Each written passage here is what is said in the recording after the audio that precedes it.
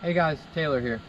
So I'm going to show you and demonstrate the two pressure washers hooked together. As you've seen on my equipment, I'm using two small GX390s, and I'm going to show you and demonstrate how you use them together.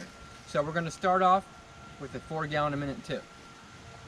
Once I start the second machine, I have to put an 8 gallon a minute tip in to allow everything to work right and not bog down my unloader. So we're going to start with the 4 gallon a minute tip in one machine. So right here we have a 4. We're going to put this in our gun, and then we're going to go start our machines. As you can see, I had a pressure gauge on here.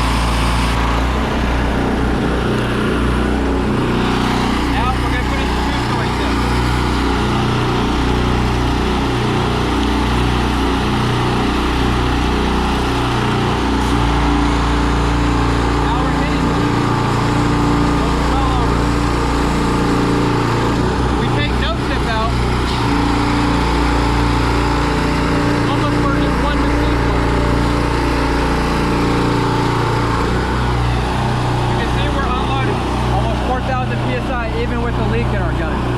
Now when you watch it surge and build the pressure back up,